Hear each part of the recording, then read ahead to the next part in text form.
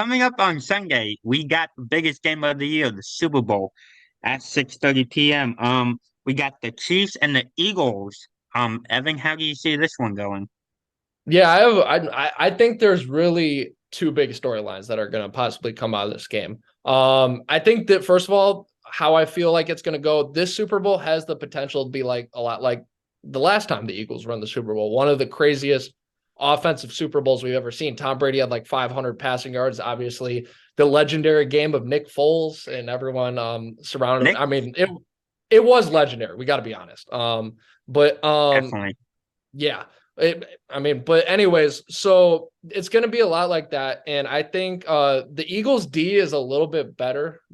Defense is a little bit better than the Chiefs. But the stakes are going to be so high. I think both of those offense are going to be going crazy Sunday. I think it will easily be in the 20s, maybe even a 30s to 30s type game, which I'll get to my prediction later.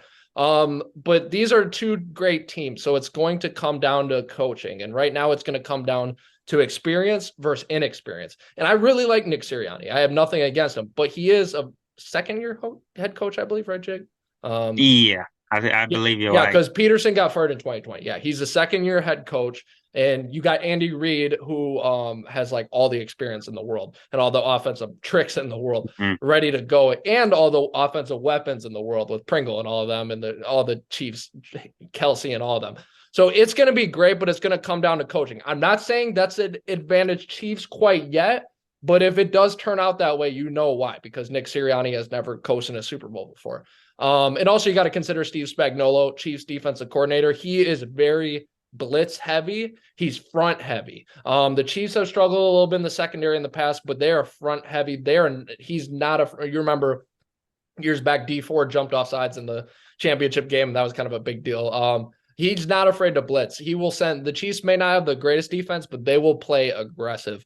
And the Eagles got to get those receivers going.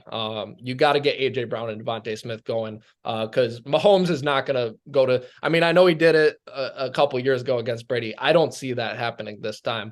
Mahomes is going to get going. The Eagles got to get those receivers going to match him pound for pound. I have some thoughts on if Mahomes were to lose this game, but Jake, let's get your initial reactions in here.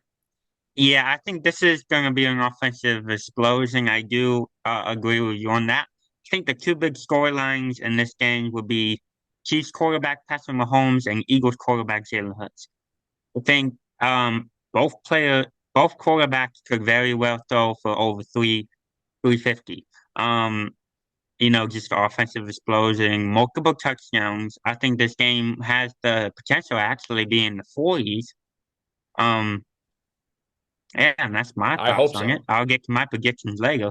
Evan, what else did you want to Okay, say? so I wanted to talk a little bit about the Mahomes legacy, and then we'll get to the predictions because obviously Mahomes won it in 2019. He won it in his second full year starting, which is amazing.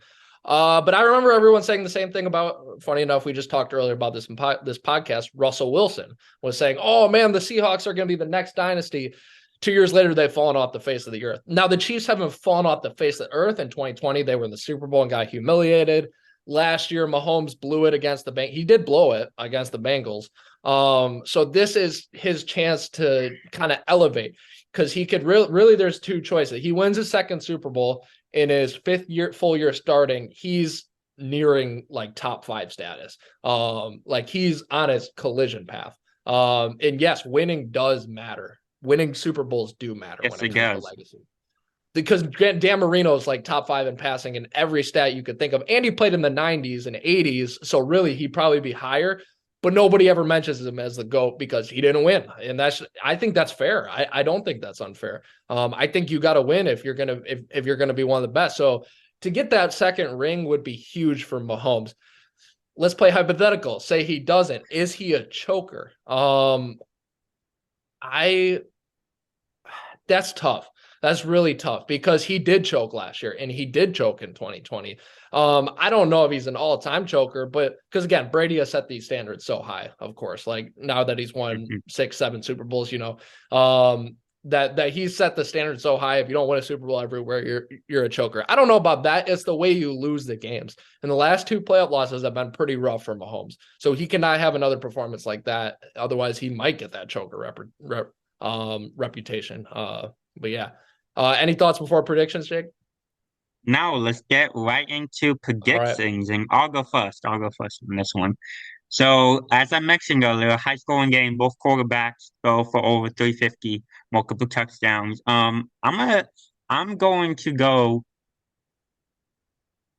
43-40 Eagles. I'm going to go Kansas City 38-28. I think Steve Spagnuolo, like I was talking about earlier, is going to get that pressure. That's not going to throw him off the whole game, but that's going to throw Jalen Hurts off at the beginning. I think the Chiefs get out ahead, and I think they stay there.